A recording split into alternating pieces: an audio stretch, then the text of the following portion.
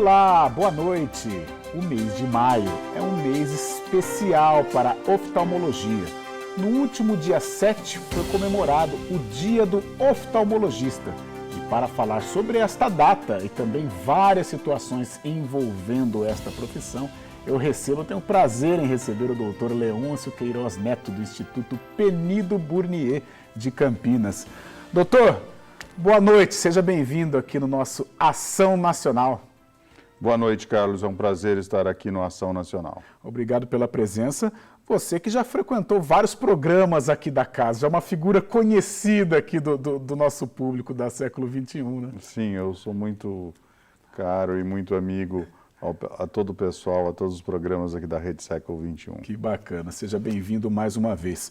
Doutor Leôncio, antes de começar efetivamente, a gente bater um papo sobre a oftalmologia, a gente aprender sobre tudo que envolve, né, essa profissão, vamos acompanhar um VT que engloba o que significa a oftalmologia. Vamos dar uma olhada? Thaís Cristina vai ao oftalmologista todo ano desde os 15 anos de idade. Hoje, aos 27, ela avalia que os exames de rotina ajudam a prevenir problemas de visão mais graves. Como eu tenho histórico na família, o médico sempre orienta a minha mãe, orienta a gente a estar fazendo acompanhamento para prevenir, né? Porque a minha mãe tem uma alteração na retina e tem uma tendência a desenvolver glaucoma. E como são doenças assim silenciosas, eu tenho que acompanhar, porque se a gente descobrir cedo, né, a gente consegue tratar desde cedo. Segundo a Organização Mundial da Saúde, cerca de 285 milhões de pessoas no mundo têm problemas de visão.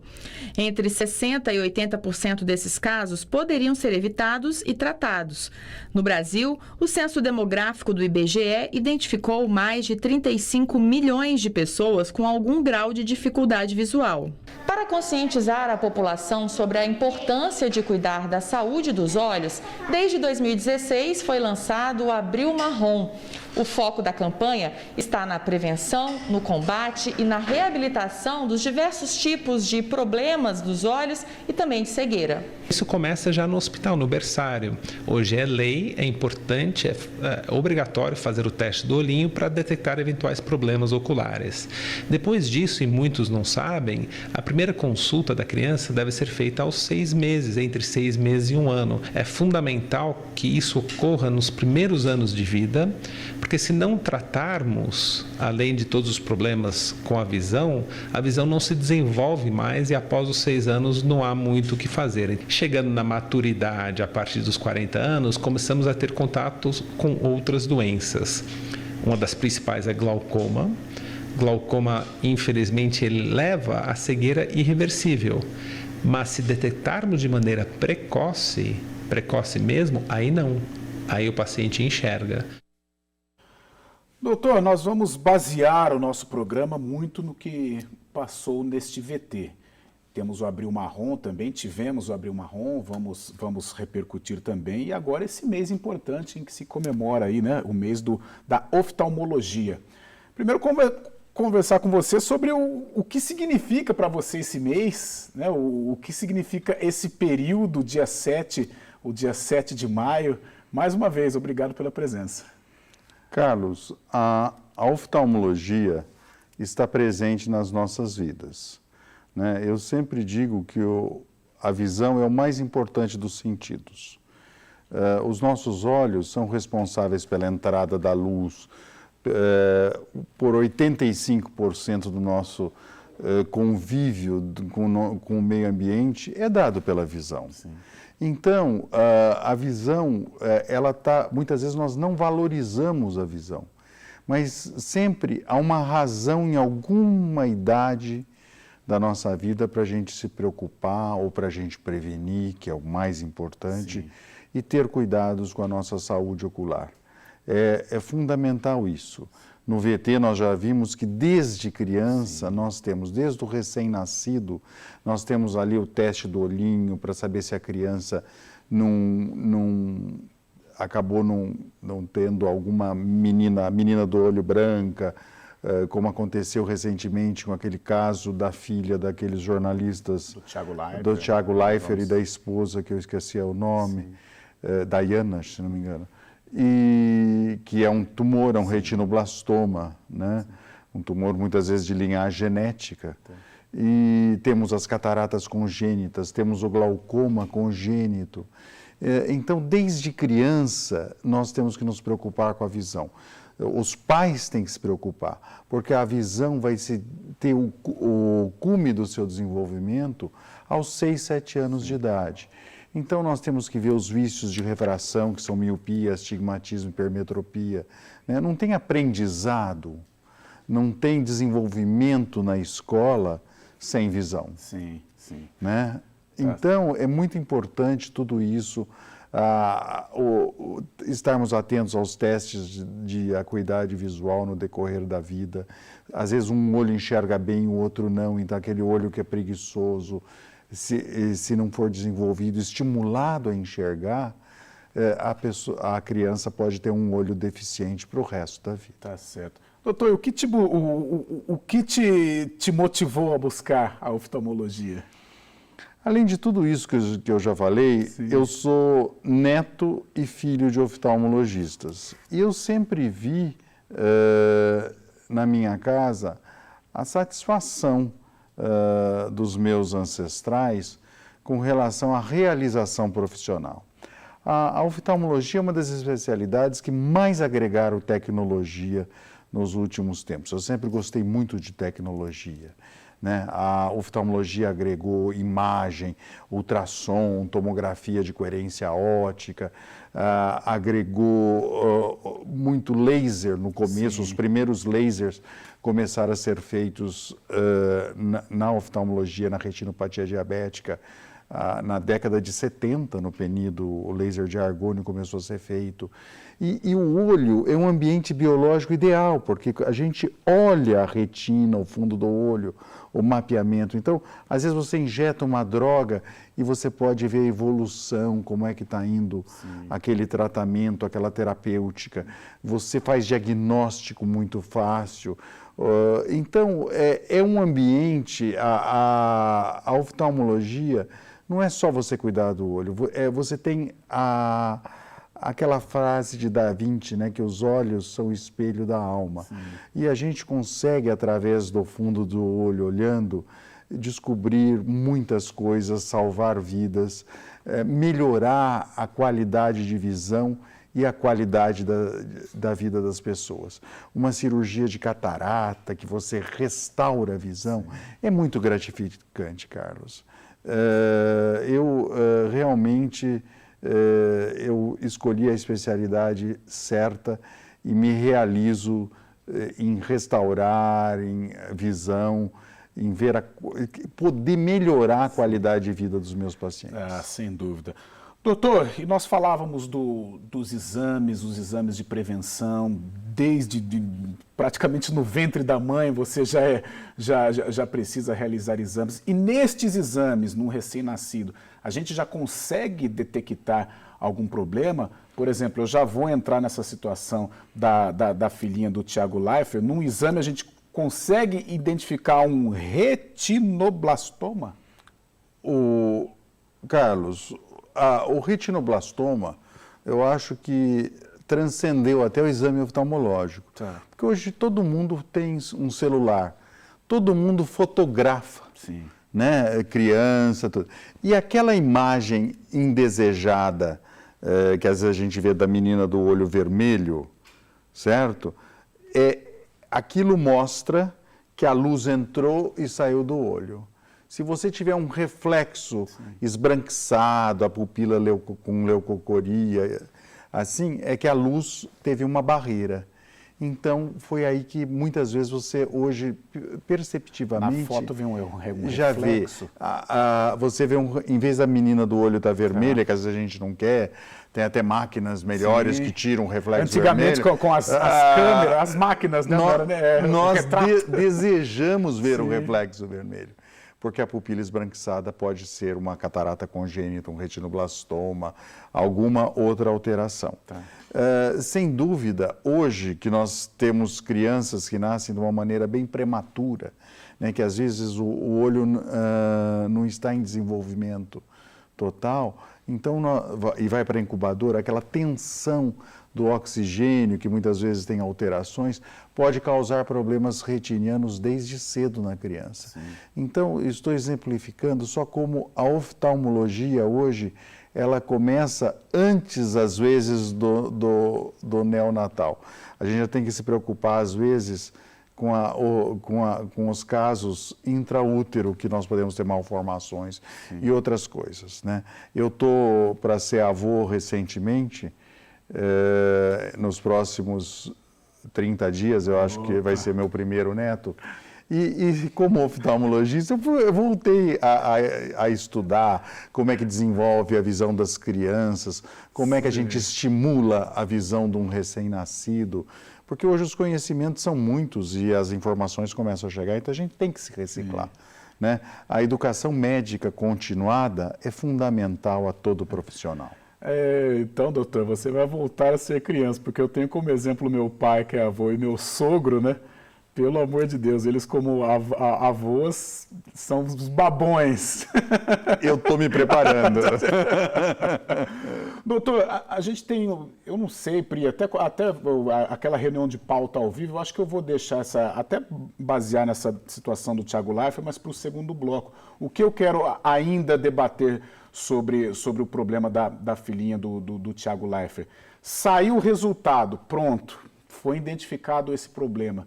O que fazer, como eu vou agir, porque a comoção foi grande até pelo que ele representa, né? Uma figura sensacional, um cara muito do bem, e o Brasil se comoveu com tudo que aconteceu aí quando o Thiago Leifert revelou o probleminha que tem sua filha. Eu vou deixar para o intervalo, ou para o intervalo não, para o segundo bloco, esse bate-papo sobre oftalmologia. Hoje eu estou aqui com o Dr. Leôncio Queiroz, que além de ser oftalmo muito competente, um futuro vovô. Nós vamos para o intervalo do Ação Nacional e no segundo bloco a gente vai continuar debatendo especificamente sobre essa situação da filhinha do Thiago Leifert, que foi identificada aí com retinoblastoma. O intervalo é muito rápido. Voltamos com o segundo bloco do Ação Nacional. Hoje estou recebendo o doutor Leôncio Queiroz, oftalmologista. Estamos debatendo muito sobre este assunto e já eu vou entrar diretamente ou continuar falando a respeito da situação da filhinha do Thiago Leifert. Mas antes, doutor, até no VT do primeiro bloco nós falávamos, ou foi tocado no assunto do Abril Marrom, né? Essa campanha, ela realmente conscientiza com relação à prevenção? Ela tem um efeito desejado no mundo da oftalmologia? Tem, Carlos. Ela tem um efeito e sem dúvida, nós precisamos mantê-la para continuar a ter sucesso. Certo. E agora, em maio, nós estamos também a prevenção do glaucoma. Várias campanhas vão surgir aí pelo país do glaucoma, né? Sim. O glaucoma não é só a pressão alta no olho. A pressão é o fator de risco número 1 para o desenvolvimento do glaucoma. E a pressão do olho nada tem a ver com a pressão arterial. E quem mede a pressão do olho, a pressão intraocular, é o oftalmologista com equipamento especial na consulta oftalmológica. Então, a consulta oftalmológica é a porta de entrada para uma boa prevenção e para a saúde ocular. Muitas pessoas, às vezes, acham que o exame de vista, vamos chamar assim, restringe só a medir a visão e óculos. Não.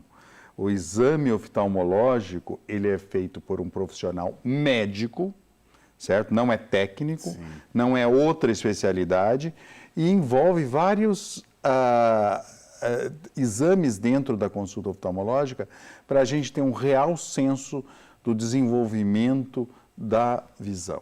Tá certo. Doutor, vamos voltar então à situação da filhinha do Thiago Leifert. Então, foi identificado o retinoblastoma. O que fazer, o que significa? É algo para se desesperar? É algo que tem cura? Explica para a gente. Olha, eu estou já há 36 anos, 37, que eu estou na prática oftalmológica. E eu me lembro que eu estava 1 ano no meu consultório e eu me deparei com um caso desse. Um garoto ele tinha exatamente a mesma idade do meu filho. Tem nessas horas, depois que você é pai, às vezes você tem que se colocar no lado da família. Aliás, nós temos que agradecer ao casal Leifer por ter tido essa atitude que numa hora de dor, de tratamento, exteriorizou isso para a sociedade, para chamar a atenção e mostrar como você conscientemente e com forças, você pode, conjuntamente com a medicina, salvar vidas. Sim. Isso foi um ato humanitário que eles realizaram. A própria maneira como o Tiago está lidando com a situação, está trabalhando, está no YouTube, continua passando pelo menos aquela coisa leve, sabe? Isso é fundamental para todo mundo ter essa atitude que eles tiveram, foi o que mais me surpreendeu. Então eu me deparei com um caso assim, certo? Era um garoto com um olho azul, um menino rechonchudinho, lindo, lindo, lindo, que tinha retinoblastoma, como no caso da menina, eu esqueci o nome dela. Também não vem. Chiara, né? Não sei. Nos 2 olhos. Um olho, naquela época, 36 anos atrás, um olho mais que depressa eu tive que fazer a retirada, certo? Porque o tumor estava muito grande e esse é um tumor maligno. O outro, na época, nós temos um hospital aqui em Campinas que trabalha com oncologia infantil, de grande renome nacional, que conseguimos encaminhar para lá, fez quimio e radioterapia. Então, conseguimos salvar esse segundo olho desse garoto, que hoje tem lá seus 37 anos e é um profissional competente. Apesar de ter um globo ocular só, esse olho que salvamos tem as suas restrições, porque com a radioterapia ficaram lesões na retina, tudo isso, mas foi salvo. Antes disso, estou falando de 36 anos atrás, não tinha tantos tratamentos. E hoje, no caso, agora que nós vimos esse caso recente, a quimioterapia hoje ela é realizada muito focal, às vezes intraocular ou na artéria que vai direto nutrir o olho. Então, houve um avanço muito grande e nós estamos conseguindo colocar drogas de uma maneira mais efetiva e minorar os tratamentos, as extensões e as sequelas disso daí. Doutor, em você descobrindo de uma maneira prematura, a pessoa perde a visão ou não? Hoje nós estamos assistindo com essas novas drogas quimioterápicas uma preservação maior da visão e do globo ocular nesses casos, né? Foi isso que a literatura nos mostrou recentemente. Tá certo. Então, cabe ou se encaixa perfeitamente o otimismo nessa situação. Sem dúvida, e por isso que é importante o teste do olhinho. Tá. Né? Às vezes, chega ao consultório, uma mãe falou, doutor, o pediatra pediu para vir aqui porque o teste do olhinho foi meio inconclusivo. Né? Porque não é fácil examinar a criança recém-nascido. Não é fácil.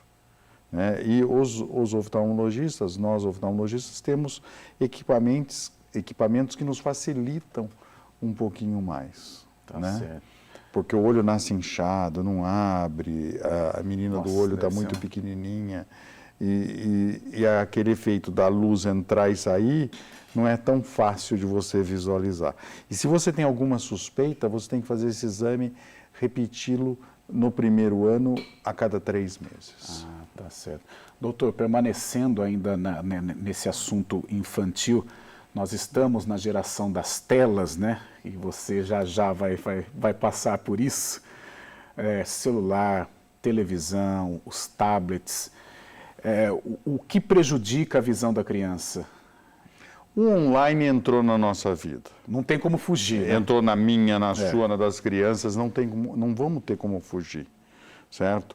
Então nós sabemos que existe um tempo para você usar.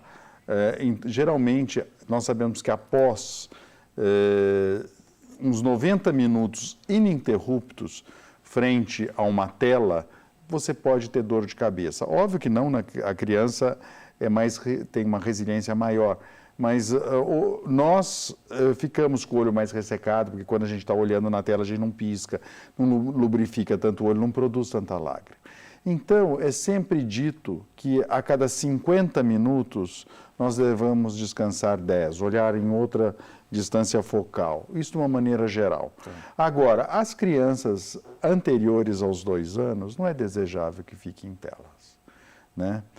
Ainda é desejável aqueles brinquedos de formas geométricas. Lúdicos, né? As crianças desenvolvem a visão de cor, o refinamento da visão, o foco, até os 6 meses de idade. Então, não adianta você ficar colocando tablet ali para ela ficar vendo tal desenho, outro filminho. Essas coisas vão ser mais tarde. Ô, doutor, só que existe um problema, né? A nossa geração, por exemplo, acho que os smarts vieram o quê? 2010 para cá, 2000, por aí, né? Agora, nós nos deparamos a partir desse período, né? Agora você pega uma criança com 2 anos desde sempre, né? Então, acho que futuramente a população vai usar mais óculos. A tendência é uma população com um problema maior de visão? Carlos, aí é outra coisa que nós estamos aprendendo. Ó. Tá. Nós, oftalmologistas, também aprendemos, né?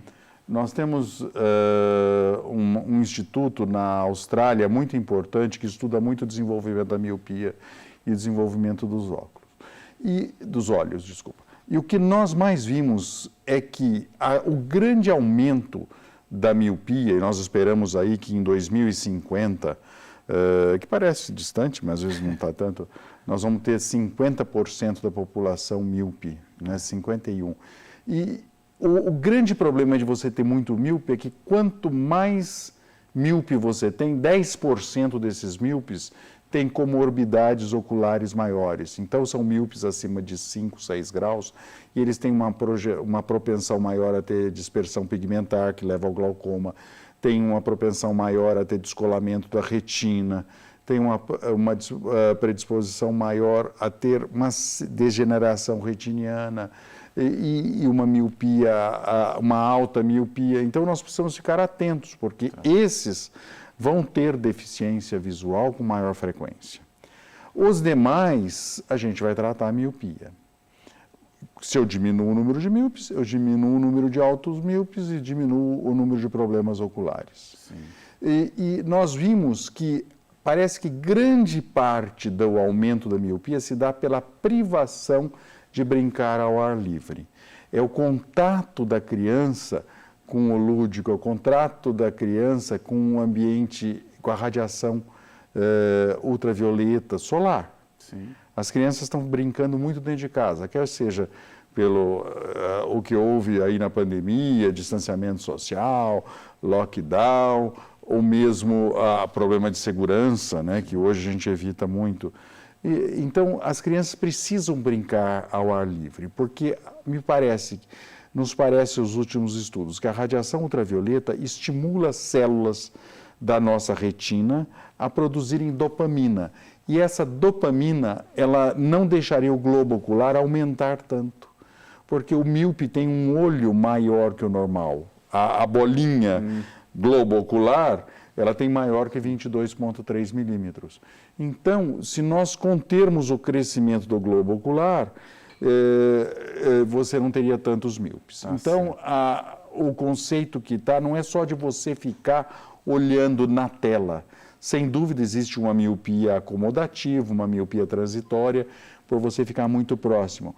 Mas essa nos parece que você suspende na faixa etária de desenvolvimento, ela é reversível. Já a privação da luz solar, a privação da radiação ultravioleta, E você falou de uma sensação que nós sentimos, né, quando estamos com o celular, principalmente, quando você tem uma visão mais ampla. Você está aqui no celular, por exemplo, eu trabalho com futebol, então eu vou aos estádios, aí você está lá mexendo no celular, de repente você tem que olhar para o gramado, é uma visão mais ampla. Fica tudo embaçado, assim, é uma sensação de uns 10, 15 segundos de um embaçamento que é irritante até. Aí eu vou ter que fazer uma pergunta indiscreta para você. Qual a tua idade? Eu estou com 41. está aí o problema. Ah. Quando nós ultrapassamos o pedágio 4.0, esse zoom nosso dá a impressão que perde, a bateria dele fica um pouquinho mais fraca, que é a chamada presbiopia. Sim. Então você tem que afastar um pouco mais, usar um óculinho, aquele mini óculos, são coisas que acontecem. Então, por exemplo, numa criança não acontece Não, isso? porque ela tem o mecanismo de acomodação dela, a visão proximal e a proximal de meia distância e de... Se ela não precisa... Tanto que as crianças não usam óculos bifocal ou multifocal. Mas, por exemplo, por que é numa visão mais periférica, mais ampla? Por exemplo, se eu estou com o celular aqui e eu vou olhar ali para o fundo do nosso estúdio, eu não vou ter eu não tenho essa sensação. Agora, se eu estou num estádio, por exemplo, que eu tenho uma visão mais ampla, um gramado e tal, aí já me dá essa sensação. Nós temos uma lente dentro do olho, que é o cristalino, que ele termina como se fosse uma rede... do Nordeste, sabe, com aquelas fibras, Sim. E que isso causa uma acomodação, um zoom. Então, quando você está olhando de perto, está mais relaxado, quando você está olhando à distância, ele está mais contraído, e aí você não... Esse foco que era mais automatizado, deixou de ser. Tá certo, então. Segundo bloco do Ação Nacional, e eu descobri que eu vou ter que usar óculos. A dica do doutor Leôncio Queiroz, que é o nosso convidado de hoje. Aliás, um programa maravilhoso, sensacional até aqui, o tema oftalmologia. Nós vamos para um rápido intervalo e já o terceiro bloco do Ação Nacional. Voltamos, o terceiro bloco do Ação Nacional, tema de hoje, oftalmologia. Eu estou aqui com o doutor Leôncio Queiroz, estamos aprendendo bastante aqui sobre o assunto. Doutor, eu estava estudando a pauta para o nosso programa, para te entrevistar, e eu cheguei num assunto que me despertou assim, muito interesse. Eu queria falar com você. Você coordenou uma ação social nas escolas municipais de Campinas. Como que foi essa experiência? O que você descobriu? Conta pra gente. Carlos, nós vimos que as crianças quase não vão ao oftalmologista.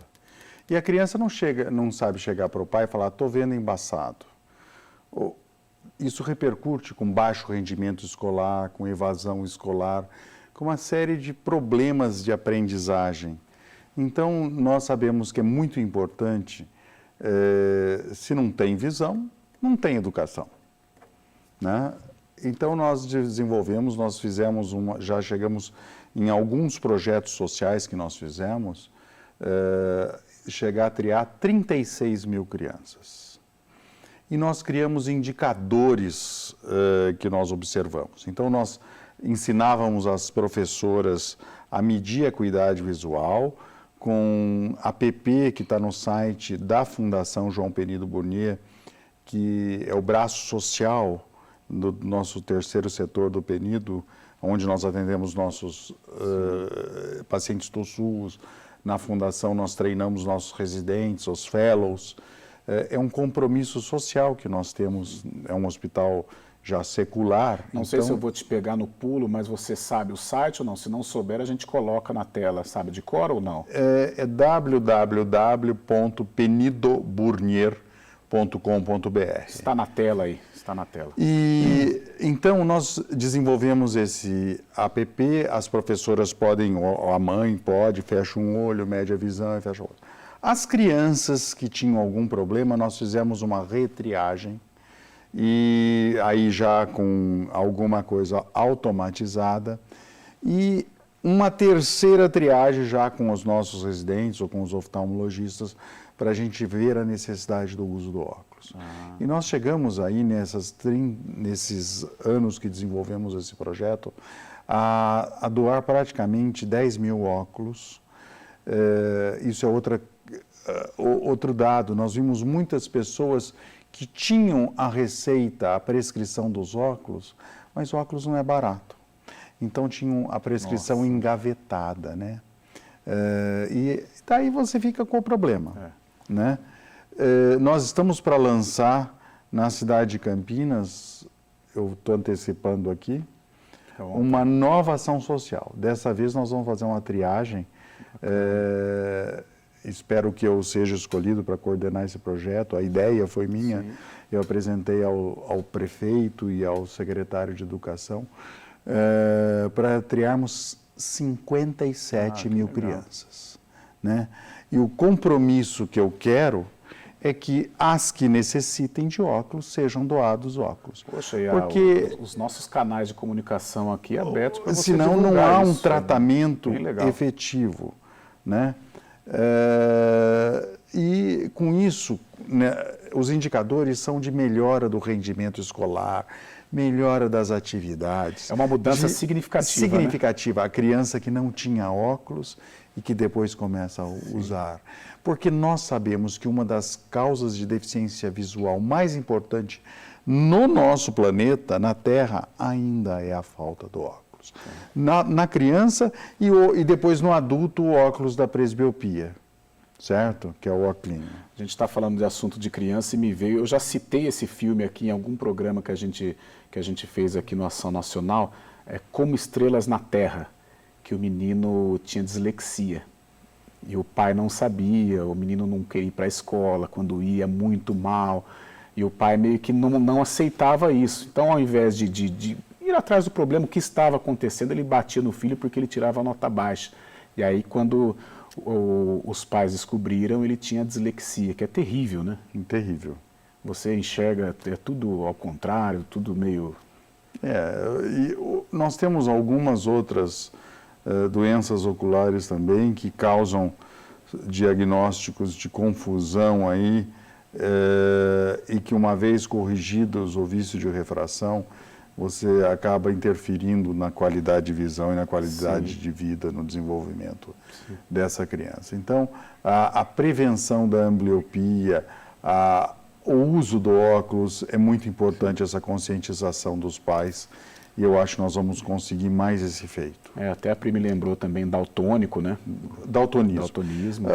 O daltonismo, sem dúvida, ele tem interferências na vida da pessoa. Mas muitos acham que o daltônico não enxerga.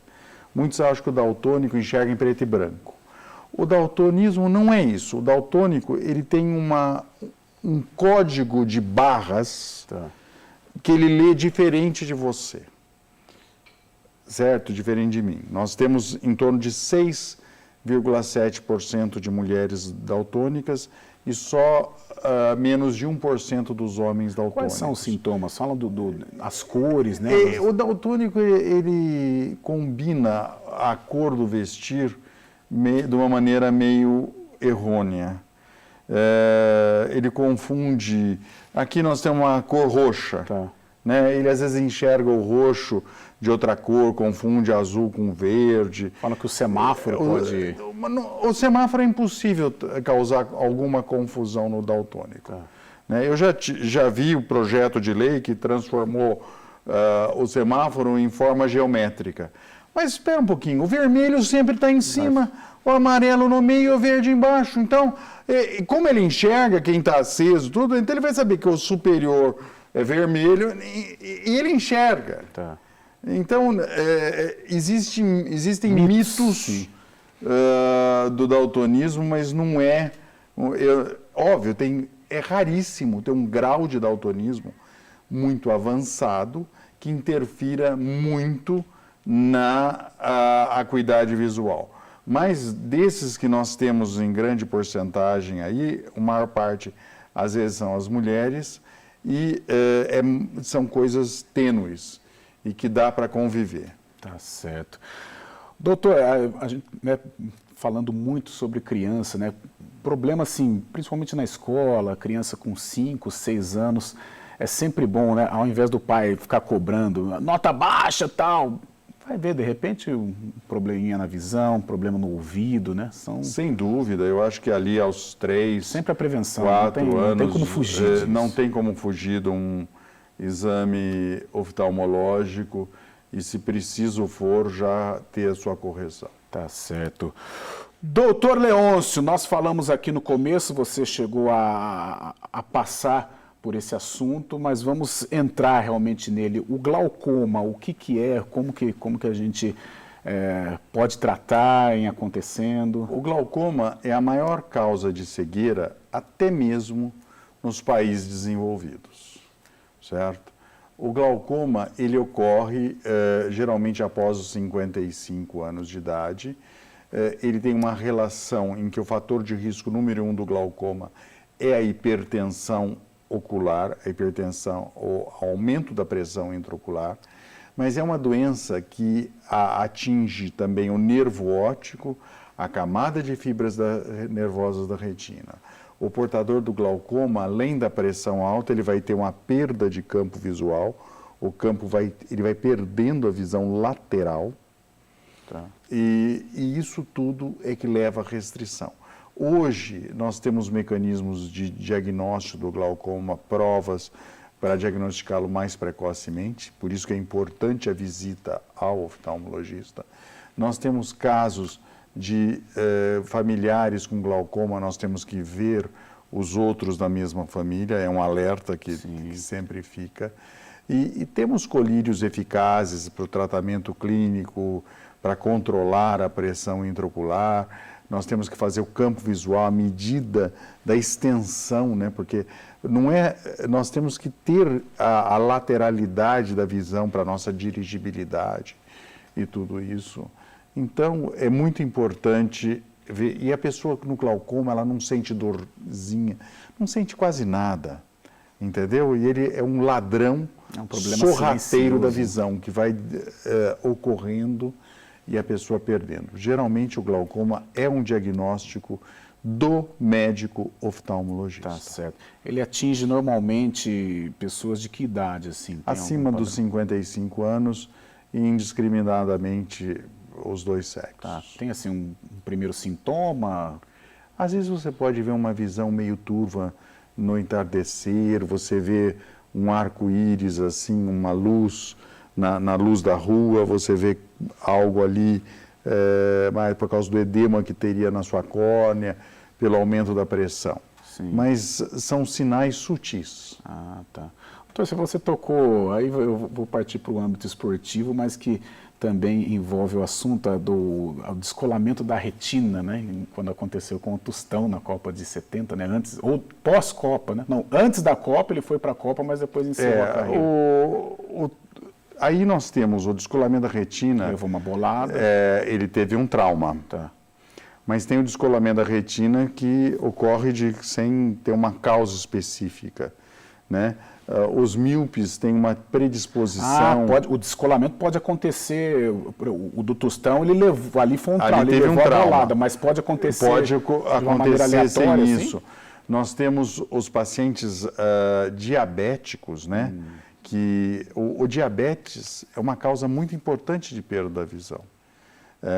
Os hipertensos, por isso nós vamos controlar muito a glicemia, ele precisa tratar. Hoje, sempre um paciente diabético, eu quero saber a hemoglobina glicada, a glicemia Doutor, dele, como é que está. Esse assunto é bom, eu posso valorizar o último bloco? Pode. Vamos entrar nesse assunto da diabetes, e eu coloquei aqui no roteiro. Nós vamos então para o intervalo do Ação Nacional, vamos tocar nesse assunto que o Dr. Leôncio levantou aqui sobre diabetes. Estamos aqui debatendo oftalmologia. Hoje, 14 de maio, é o mês, né, do dia 7 foi comemorado, né, o dia da oftalmologia. Parabéns, doutor. E nós vamos continuar debatendo sobre esse assunto no próximo bloco. Voltamos, o último bloco do Ação Nacional, o tema de hoje, oftalmologia. Eu estou aqui com o doutor Leôncio Queiroz e nós fechamos o terceiro bloco falando da diabetes, né? Como que atinge a nossa visão. Então vamos continuar. Doutor, tem que se cuidar, né? Tem. O diabetes, é uma causa importante de cegueira. E geralmente é o paciente que não teve o controle, que não teve a visita ao oftalmologista, ou seja, não é só tratar com o endocrinologista, tem que também visitar o oftalmologista. E geralmente depois de uns 4, 5 anos de diabetes é que começa a afetar o olho, a retina acaba fazendo neovasos, podem ter hemorragias e pode ter descolamento da retina. Por isso, no diabetes, nós temos tratamento com laser para cauterizar os vasos, para não sangrarem. Hoje nós temos as injeções antiangiogênicas, que a gente injeta droga no olho, é injeção no olho, intravítrea.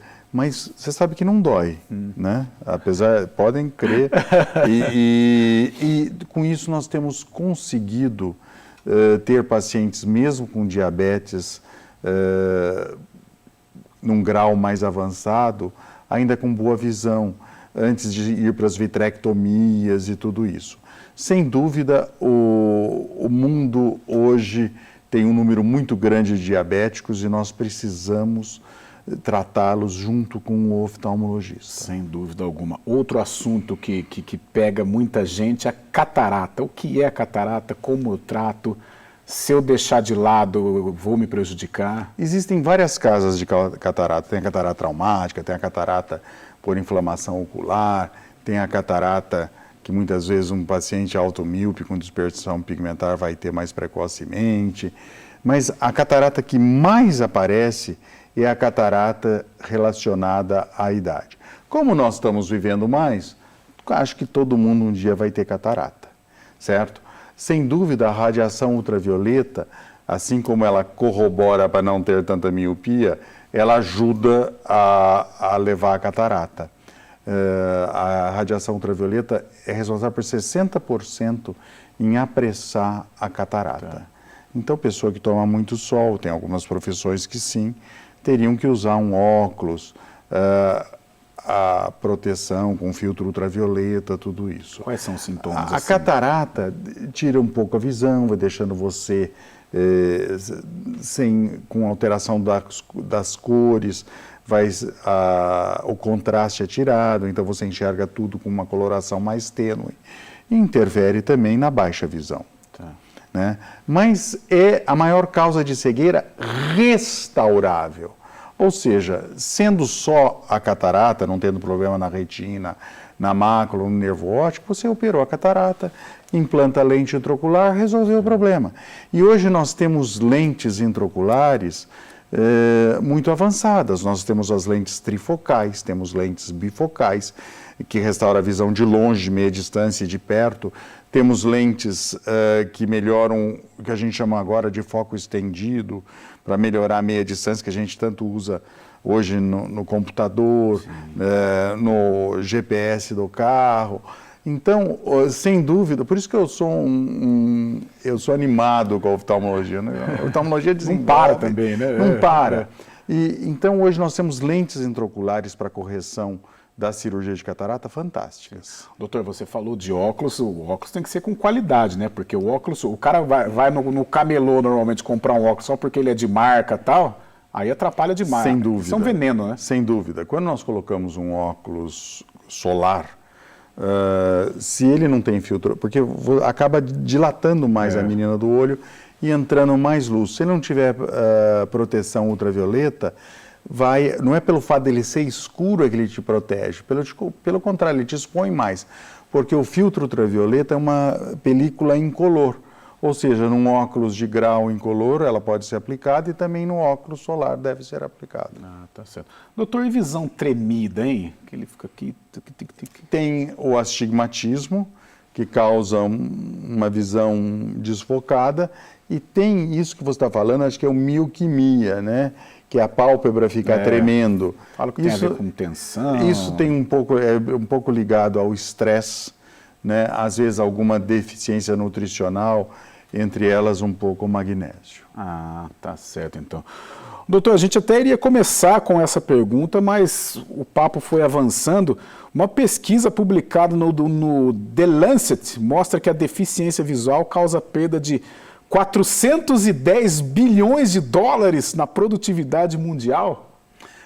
Nós temos hoje no mundo em torno de 2,2 bilhões de deficientes visuais, certo? Então, esses são cálculos que eu não saberia fazer. A The Lancet é uma revista muito respeitada, eu não sei a metodologia para chegarem a esse número.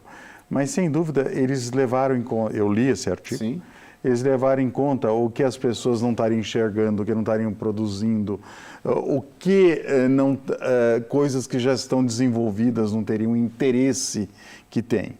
Mas o principal, quando se fala de deficiência visual, é que em torno de 50% das deficiências, elas poderiam ser prevenidas.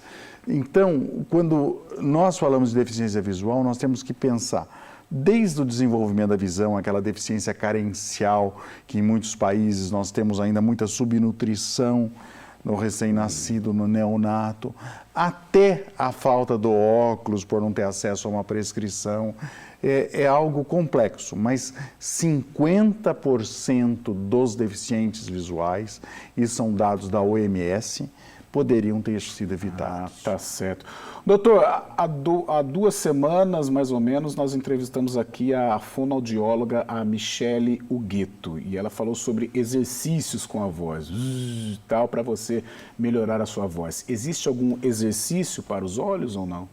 Não, eu diria que os olhos, eles gostam de enxergar. O estímulo tem que ser visual. Não tem esse exercício, ou as pessoas me perguntam, não tem uma fisioterapia oftalmológica ocular? Nós até temos alguns exercícios nos casos dos estrabismos, nos casos da ambliopia, de estimulação precoce com relação a isso, mas são sempre realizados por indicação do médico oftalmologista, juntamente com o profissional da ortóptica, que hoje está até difícil, quase é uma profissão em extinção, as ortoptistas, e que tem um trabalho maravilhoso junto a nós oftalmologistas. Sensação de areia nos olhos. Isso muitas vezes pode ser um olho seco. E sem dúvida os nossos olhos estão bem secos, porque as mulheres são muito mais propensas a olho seco, por causa dos problemas hormonais. Aliás, um dado fácil, consultório de oftalmologista tem o dobro de mulher do que de homem, porque a mulher sofre mais com a visão. Ela acaba tendo, por causa dos hormônios, mais reumatismo, mais hipertensão e acaba tendo um problema ocular maior. Né? E elas são mais atentas também ao cuidado, à prevenção do que nós do sexo masculino. Doutor, até pesquisando sobre o programa hoje, restando aí 1 minutinho e meio para o término, existe uma doença sexualmente transmitível que atinge os olhos, conjuntivite gonocócica. Isso está cada vez mais difícil. Ela era mais frequente antigamente, onde a parte sanitária era pior e a criança podia pegar pelo canal a hora que nascesse, no parto. Olha. Né? Ou por má higiene também em casa e dos hábitos. Mas eu acho que hoje isso está melhor controlado e temos condições de diagnosticar e temos antibióticos mais eficazes também para tratar. Tá certo. Nossa, mas é indesejável. Aqui, doutor. Olha, não falamos da pandemia, no que ele atingiu. Daria mais um programa, com certeza. Suas redes sociais aqui, @Dr. Leôncio Queiroz Neto, Instagram. E ali você entra em contato, a pessoa que quiser entrar em contato com você, fica à vontade. E eu costumo responder. Tá certo. Doutor, obrigado pela aula, obrigado pelo bate-papo. Parabéns por ser avô, já, né? As portas do Ação Nacional aqui abertas para a gente falar muito sobre oftalmologia. É uma área que eu percebi quando você fala, os olhos brilham realmente. Obrigado, Carlos.